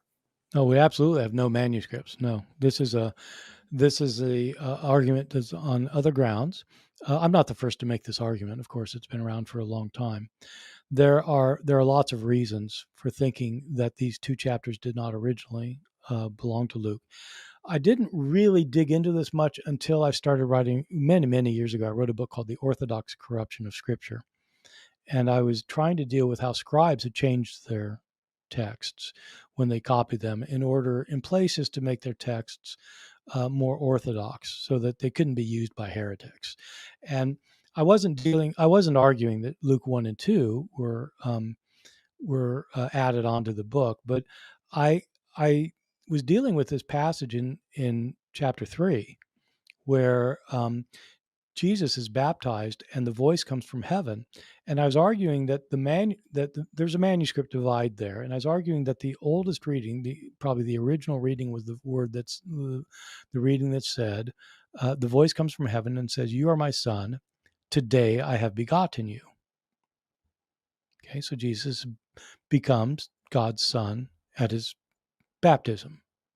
But then I thought, well, how's that work in a book that has the virgin birth 2 chapters earlier? And so I started thinking, and I started reading around. I realized there's a dispute about this, and I realized, there's some really interesting things about these first two chapters. So I'll list some of the interesting things. One thing is, if you just start with chapter 3, verse 1, you start there, like ignore the first two, just start with 3:1. It sure sounds like the beginning of a book. The author begins by saying, "This took place in the days of Herod during the reign of Caesar Augustus." And he gives a dating, which normally that's how you begin a book. You date, when the events are going to happen, but it happens in 3:1. Not only that, but when in chapter 3, when when Luke gives a genealogy of Jesus. So Matthew has a genealogy, Luke has a genealogy. Matthew has it where you'd expect a genealogy when Jesus is born, right? The book begins with, these are the generations, and it gives Jesus genealogy.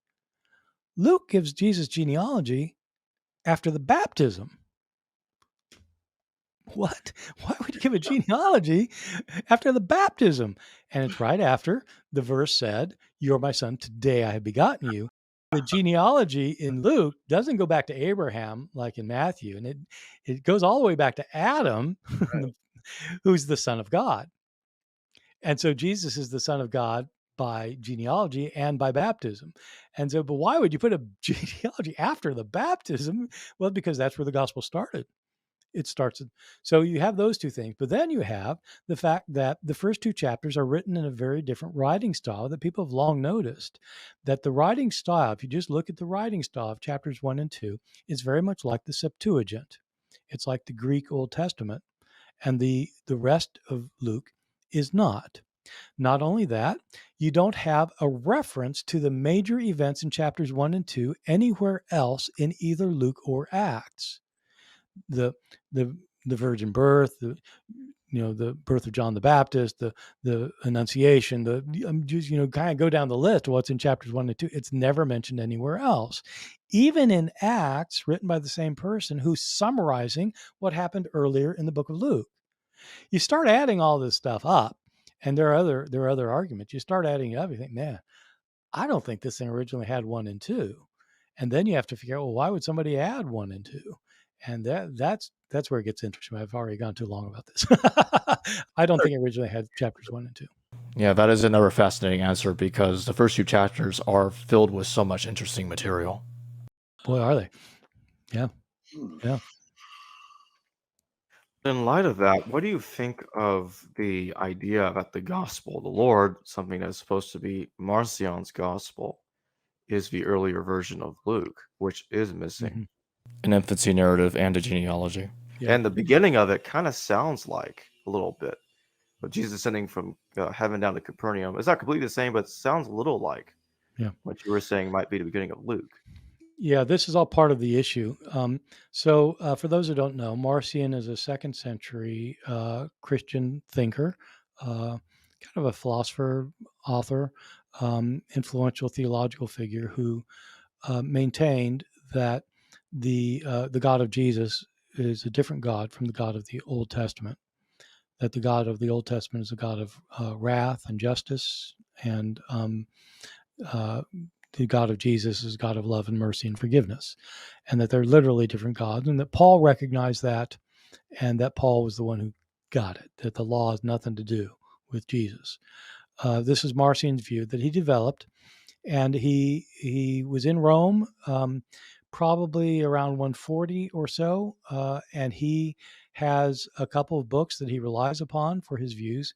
We unfortunately don't have any of his writings that survive intact. We have some quotations, and we don't have his canon of scripture, which the church fathers indicated, starting with Tertullian especially, that it contained one gospel that was very much like our Luke, and 10 of Paul's letters, interestingly, without the pastorals. And so this would be very early in the 140s or so. But Tertullian also says that Marcion shortened these books. He changed these books that he had, the Gospel and Letters of Paul, because later scribes had inserted references to the Jewish God that Marcion had to get rid of because, Paul and the Gospel didn't talk about the Jewish God in connection with Jesus. So he got rid of those parts. And so so the assumption is then that Marcion took out chapters 1 and 2, where you have Jesus being born of a virgin. And in Marcion's view, Jesus couldn't be born in this world because then he'd belong to the God of this world, which is the God that Jesus is opposed to. So Jesus didn't get born of a virgin or any other way. He descended from heaven as a full-grown adult in the appearance of a human. And so he didn't have chapters 1 and 2. But then all of a sudden, wait a second, this is one of our earliest references to what appears to be the Gospel of Luke, and it doesn't have chapters 1 and 2. Some scholars think that Marcion didn't change the text that he just had a different text, which is completely plausible. Our site, thank you for your super chat. What's your view on the Gospel of Mary Magdalene? Could it indicate that women held a higher role in the early church? It's a great gospel. It's one of the Gnostic Gospels. It was not found at Nag Hammadi. It was discovered in the 19th century. It turned up in the 1890s, and because of a series of really unfortunate calamities and circumstances, including world wars and such, it was in Germany. It was in Germany. It wasn't published till 1955. It's a Gnostic account that is fragmentary. We don't have the whole thing. It begins sort of in the middle of the episode where Jesus is telling his disciples, giving them an instruction that's this kind of mystical instruction about whether matter exists and whether sin exists, and then Jesus leaves them, and then Peter asks Mary, says, we know that Jesus loved you more than all other women. What did he reveal to you? And Mary starts giving a revelation to reveal what Jesus had revealed to her, and right when she starts, we're missing several pages. It's like, right. But then it picks up where she's describing how the soul is ascending from the earthly realm up into the heavenly realm and is having to bypass the powers that are trying to keep people trapped down here, trying to keep their souls trapped down here, the powers of desire and ignorance and darkness, and the soul is escaping these to return to its heavenly realms. And this is an account of a Gnostic account of the soul returning to where it came from. When she finishes this revelation, the men disciples start looking at each other and saying, I don't think Jesus told her this. Andrew says, Jesus, I don't believe that Jesus told a woman that. And Peter said, why would he tell a woman and not tell us? No. And then Levi stands up and says, look, Peter, you're always a hothead. Just, she said he probably revealed it. He loved her more than us. And then Mary kind of blesses them, sends them out. They all go out to preach, and that's the end of it. So it's very interesting because you have a conflict between Mary and Peter, as you do in other books, including in the Gospel of John, Mary is the first to discover the tomb. This is Mary Magdalene, right? According to Paul, Peter's the first to see the resurrected Jesus. In John, it's Mary. So it's like this kind of conflict that exists throughout Christianity and kind of goes on in various other sources. So I think that the Gospel of Mary probably does show that you have people who are insisting, look, women are at least as reliable as men, as revealers of the truth. They probably have some kinds of roles in teaching, and it's showing the conflict that was happening in the early centuries. This is probably 2nd century, about conflicts between whether women are legitimately spiritual leaders or not. Gospel of Mary, absolutely yes. It sounds like that it was a real controversial issue in early Christianity regarding the role of women. Well, 1 Timothy's opposing it, and you get passages like you get this thing in Mary, and you get the Acts of Thecla with Paul, which are supporting the roles of women, and it appears to have been a much bigger controversy than we see in the regular proto-Orthodox sources. Elias Almadi, thank you for your super chat. I'm trying to find Fee's book on the text of the Gospels in the early Fathers, but can't find it. Is there another which deals with the New Testament as found in the early patristics and manuscripts for the Fathers? Fee's book on the text of the Gospels is one that he co-authored with me. As it turns out, it's called Origen's Text of the Fourth Gospel. The text of the Fourth Gospel in the writings of Origen. It's found in a series called the Society of Biblical Literature, New Testament, and the Greek Fathers. This area of the Church Fathers quoting the New Testament and using these patristic quotations to help reconstruct what the original New Testament said. That was what my PhD dissertation was on, and it was my field of early scholarship.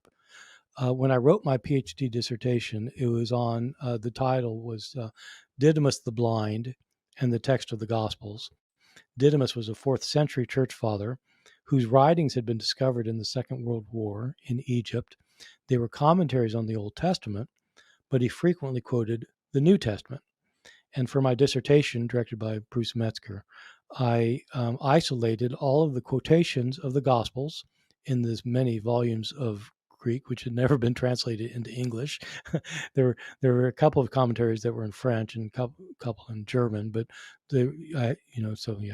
so you have to work with that. So I collected every quotation of the Gospels, and then I compared them to about 2 dozen surviving Greek and Latin manuscripts to see where Didymus's text agreed and disagreed with these manuscripts in order to reconstruct what Didymus's text of the Gospels looked like in the 4th century. He lived in 4th century Alexandria. So one of my inspirations for this kind of work was Gordon Fee, whom I mentioned earlier as this scholar who wrote this First Corinthians commentary, but also was a textual critic and a Pentecostal preacher.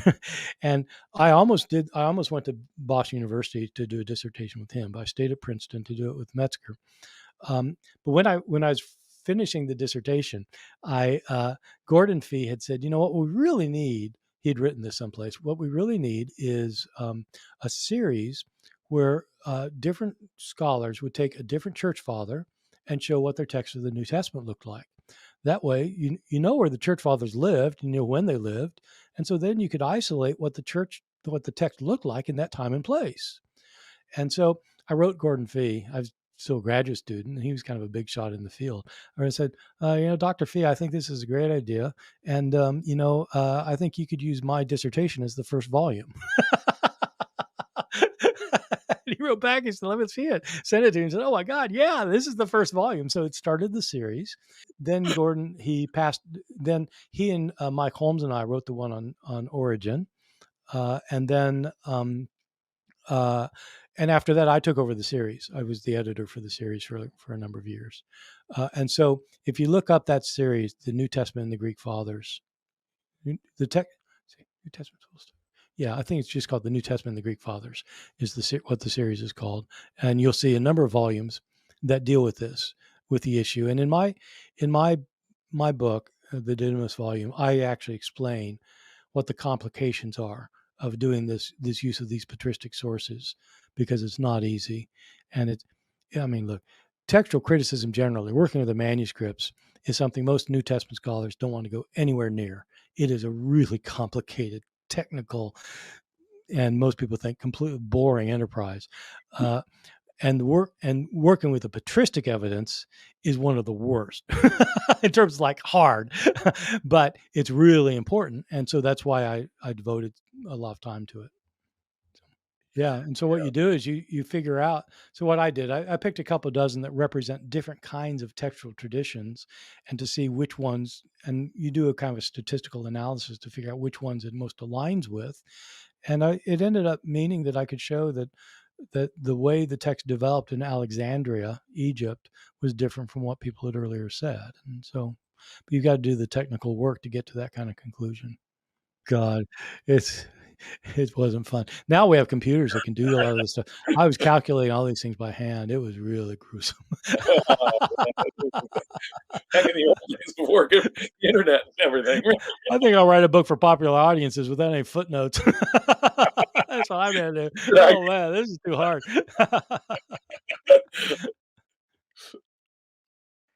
Elias Almudi again, thank you for another super chat. You've done so many debates on the resurrection, but would you be open to debating an expert on the historicity of the crucifixion?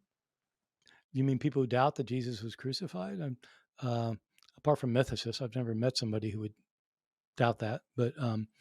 I think he's referring to Islamic scholars. Oh, who doubt that whether Jesus died or not, because they think he got crucified. He didn't die there, right? That'd be interesting. You wonder what kind of evidence they have. I don't even know. I mean, what evidence is there? He didn't die, apart from the fact Quran says so. I mean, In the Quran, it says he didn't die. I mean, this is a major point, but I mean, it's not. I don't know Yeah, what but a historian would say about it. If you look at sources, I mean, we're just not talking about gospel traditions. I mean, I mean, I mean, Tacitus and Josephus, and it's like everyone knows everybody knows he got crucified. So what do you? I'm not sure. It might be a short debate, but oh yeah. So I'm open to it, but I don't think seriously. I don't think that I I can't think of a good historical argument for Jesus not being crucified and um, yeah, and dying. I mean, and dying on the cross. La Salmodi, another super chat. Thanks again. I also want to get William L. Peterson's collected essays on ETTC, but I don't want to sell my kidney. Any tips? You sell yourself into slavery? I don't know. So these are some of these European publishers, Brill, et cetera, are expensive. The best thing you can do is try, if you can get an interlibrary loan, if you're near a major library, or I don't really know. But the thing is, I think most of his collected essays can be found in journals. And if you are in a library that that does any kind of interlibrary loan, they can probably get copies of the journal articles, or you could probably find them online if you're connected with the library. I'm spoiled in this respect because the UNC libraries, I can get most articles. It's harder to get articles that are in collected volumes as opposed to a journal. A journal article isn't that hard to get online. John D, thank you for your super chat. Read your interview with Megan today. Apparently, the Vatican claims Paul's tomb was found in Rome. Can you comment on this? So referring to my podcast, Misquoting Jesus, and look, that for a long time, of course, it's believed that Peter's tomb was found, and what do you say? How does one go about demonstrating that a tradition that you can trace back, even if you suppose you could trace a tradition back to the year 200, that this is so and so's tomb? There were reasons why Christians in various cities claimed to have connections with apostles and claimed that the apostles founded the churches there, claimed that the apostles ministered there, claims the apostles died there, claims they have relics of the apostles, because within Christianity, this gave you a sort of cachet as a church. It gave you more authority. And in almost every instance, there's no historical verification of it. There's no historical verification that Thomas went to India or that Mark founded the church in Alexandria. And there's surprisingly little evidence that Peter went to Rome, for example. We know that Paul wanted to go to Rome because in his letter to the Romans, he talks about wanting to use the Roman church as his base of operation for his mission to the west, as he wants to go to Spain. And he does go to Rome in the book of Acts, but the book of Acts is not overly reliable when it describes Paul's itinerary. In places where we can check against Paul, it's often wrong. Yeah, the Praetorian Guard simply doesn't necessarily refer to the being in Rome. And so maybe it does. Maybe the Praetorian Guard does. But Caesar's household doesn't refer to Rome. So I'll look at that passage in Philippians. It's been a long time since I don't think I read Philippians in 50 years. No, I'm just kidding. I'm joking. I'm joking. I need to look at the Praetorian Guard thing. That might be an argument, but I've never heard that. I'll have to look at that. In any event, suppose you've got some church that says this we've known for 100 years this is where Paul was buried. How do you verify it? You can't take DNA. I mean, you know what Paul's DNA looked like. And you can show that somebody was buried. It's kind of like the Shroud of Turin. Even if you can show that if somebody was crucified, okay, well, that's nice. You show like somebody crucified in the first century. Okay, so among the 100,000 people crucified in the first century, which one is this? So the question is verification. And I don't think that Vatican claiming something is evidence. And I don't think even a third century source is evidence. I mean, Right. what do? You do you take out the tomb and find out whether he's decapitated or not? I mean, what do you do to demonstrate? Lots of people are decapitated in Rome as well. Plus, I don't think Paul was decapitated. Frankly, the idea that Paul was decapitated. Do y'all know the story about this? We're going overtime, but we're going. The Acts of Paul describes the martyrdom of Paul, and Nero's all ticked off because Paul's convincing people to follow Jesus instead of following Nero. Jesus is Lord instead of Nero being Lord. And so he decides to execute Paul. And Paul says, well, you can execute me, but you can't kill me because I'm going to come back and see you afterwards.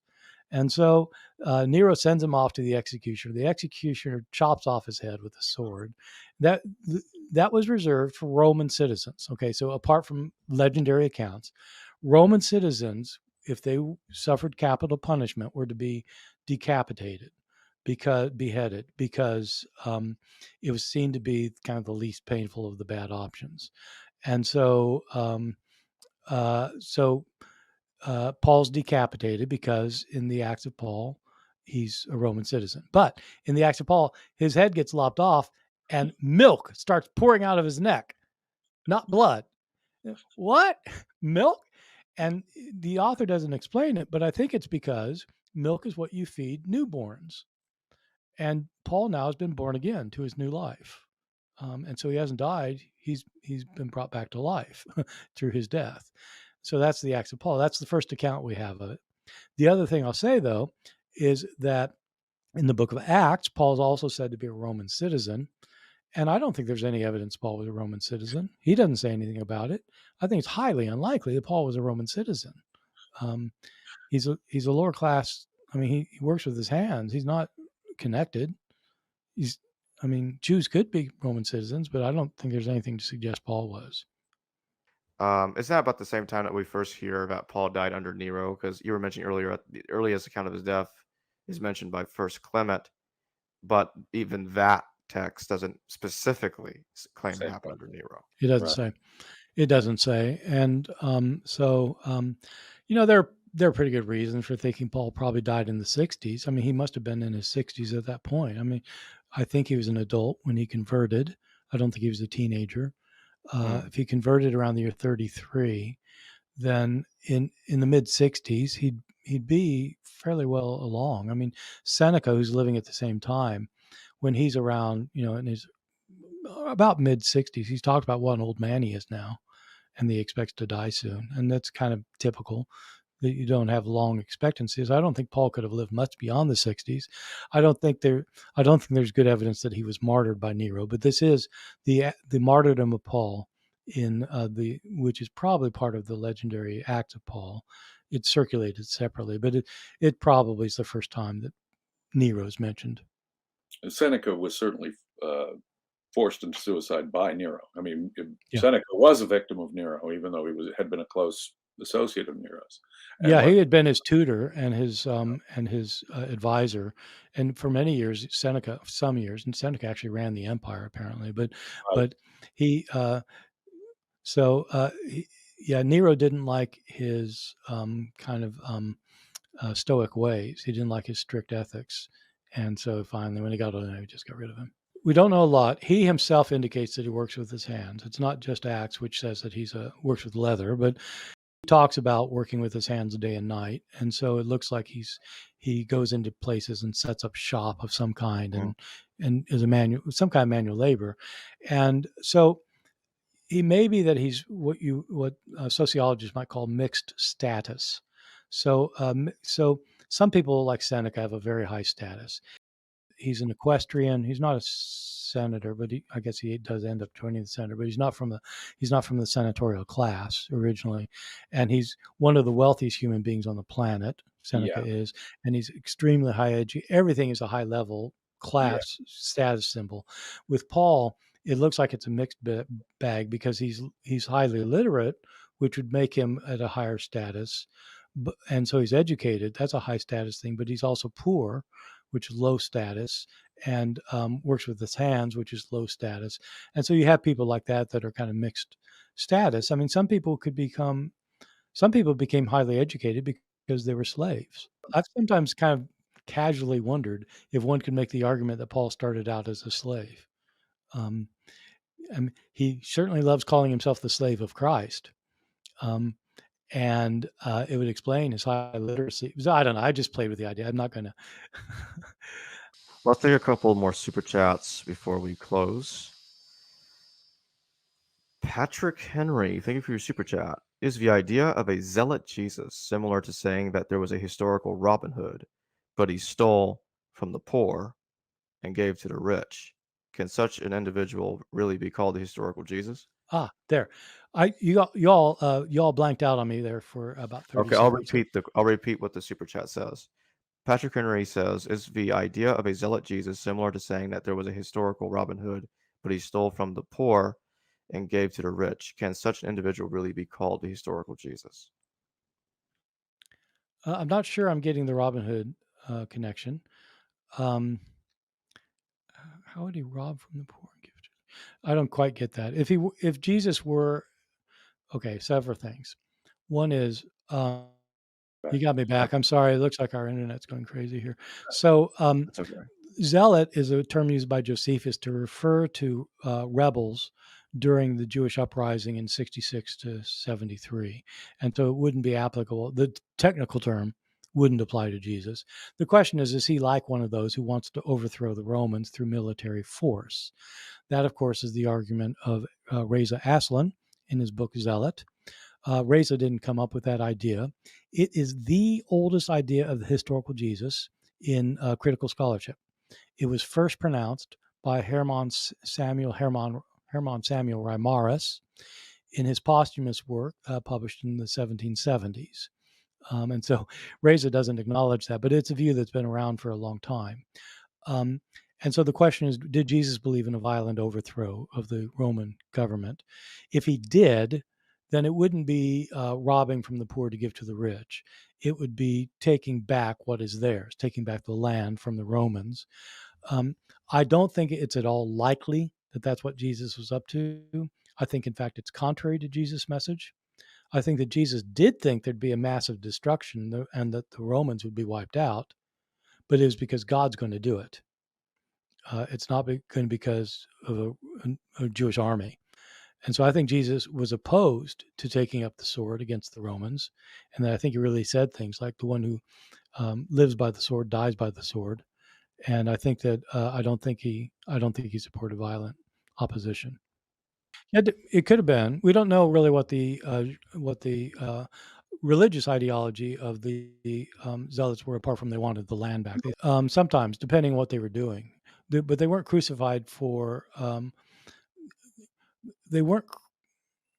Okay, so let me explain it like this. There are two kinds of Jewish apocalypticists. There are more than two. It's like saying there are two kinds of Protestant.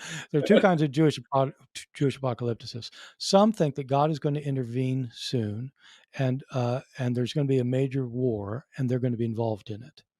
You get that in the Dead Sea Scrolls. In the War Scroll, there's going to be a 40-year war where they take up the sword and they're on the side of God. And it takes them 40 years. I don't know why God's war takes 40 years, but it takes them 40 years, and they win the war. There are other Jewish apocalypticists that were not interested in violence. They thought that God himself was going to overthrow the enemy, and that there was no need to interfere. And so you get both of those things kind of now today, I guess, even still, with people believing the end of the world's coming soon, whether they're going to kind of facilitate it or not. I do think that Jesus was the latter type. I think that he was nonviolent. Part of the reason is because the nonviolence is scattered throughout so many of the sources that it's independently attested all over the place. And it coincides with other teachings of Jesus that seem to be contrary to what the early Christians said. For example, love your enemies. Most Christians are not interested in loving their enemies. So when Jesus says things like love your neighbors yourself, and he defines it as somebody who's a Samaritan, who's the enemy. I don't think so. I'm of the persuasion that Jesus was a proponent of nonviolence, and that he thought that, in fact, taking up the sword was a show of distrust. God's going to do this. That's just my That's how I work it out. So I've written a bit about this, trying to show why I think that these sword sayings and how, what goes back to Jesus and what doesn't. But it's a judgment call. We're told Jesus walked on the water, and so there are things that some of the early Christians definitely believed in violence, and so I think the way it happened was, I mean, I'll tell you, it's really hard to make these connections, but my view is that what happened was Jesus really said something like, don't take up the sword. You take up the sword, you'll die by the sword. In other words, you're going to get crushed. Don't, that ain't the way to go, because he really thought God was going to do it. When these sayings about the Son of Man coming, the Son of Man's the one who destroys everything. Right. And so there's nothing about an army or anything like that. So I think Jesus really said, don't take up the sword. Take up the sword, you'll die by the sword. I think what ends up happening is that what often happens, it looks like, is that you have a saying that turns into a story to provide the context for the saying. I've seen this happen all the time in my own life, where there'll be some like, we had stories about Bruce Metzger, my teacher, and you have these one-liners, and then all of a sudden some stories would crop up that would kind of show the context for these one-liners. And I saw it happen. So I think stuff like that did happen, and scholars since the 1920s have said that happened with Jesus. I think Jesus said, "Take up the sword, die by the sword," and the narrative that got invented around that is that Jesus came to be arrested, and his disciples pulled out a sword to defend him, and then he says, "Well, you take out the sword, you die by the sword." And so, so I don't think his followers are armed, probably, and I don't think that he was encouraging violence or anything like that. Let's look at the next super chat. Sean A. Torres, thank you for your super chat. What the heck is the Holy Spirit in the New Testament? Gospels, Paul. My fundy background says part of the Trinity. What is the academic view? So the Spirit of God is a figure that goes back to the Old Testament. You find it in Genesis 1. The Spirit of God is brooding over the water when God creates the heavens and the earth. The Spirit of God shows up throughout the Hebrew Bible. It seems to be a kind of a divine presence of God on earth in spiritual form, in non-bodily form at times. It becomes a major figure in the New Testament, where the Spirit impregnates Mary in Luke, and the Spirit comes upon Jesus in all the Gospels, and the Spirit empowers Jesus in the Gospel of Luke to do his miracles, and the Spirit of God comes upon the disciples on Pentecost. And so the God Spirit is just part of the Jewish tradition that Christians take up. What ends up happening is that the Christians, after Jesus' death, believe that he gets raised from the dead, and they come to think that he's been made a divine being, that he's been exalted to divinity. He is a divine being. They start calling Jesus God. But in one of the Gospels, the Gospel of John, Jesus indicates that when he leaves, the Spirit will come, the Spirit of comfort, who will direct the disciples. And it sounds like he says another comforter or another advocate, another paraclete will come. And so it sounds like this is like somebody who's on Jesus' level, who's going to take over when Jesus physically leaves. What ends up happening in Christianity is they start thinking that there are these three divine figures. There's God, the Father, and his Son, Jesus, and then the Spirit that came after Jesus. And already in the 2nd century, all three are being called divine. The doctrine of the Trinity is not worked out for a long time.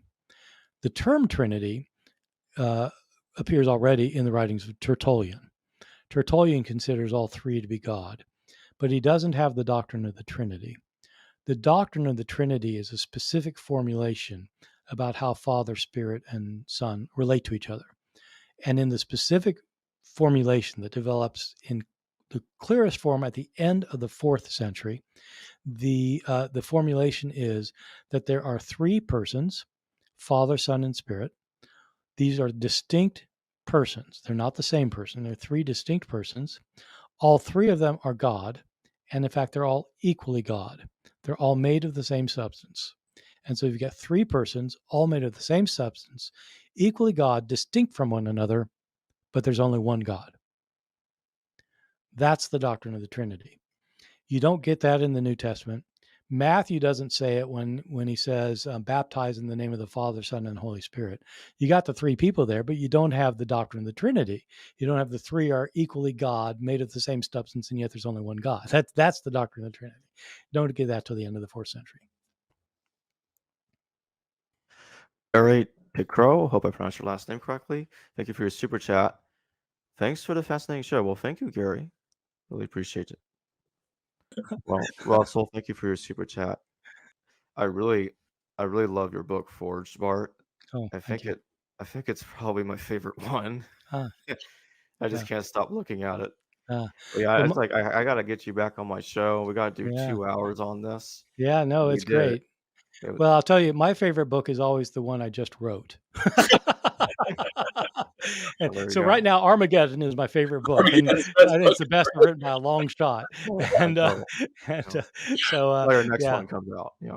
I actually didn't know how interesting it was until I got seriously into the book. And man, yeah, it's interesting stuff. So yeah. So well, look, thank you, because Yeah. this has been a very wide-ranging conversation, and I enjoy that kind of thing a lot, because it keeps one on one's toes. So And I would like, appreciate it. And I would like to thank everybody for super chatting their questions. They were good questions, and I'll see everybody later. Hello, viewers. Thanks for watching this video from the History Valley YouTube channel. Please don't forget to subscribe and hit the notification bell. And if any of you wish to further support this channel, please consider checking out this channel's Patreon page and becoming a patron, and/or donate through PayPal or through Super Chat during your live stream. Thank you.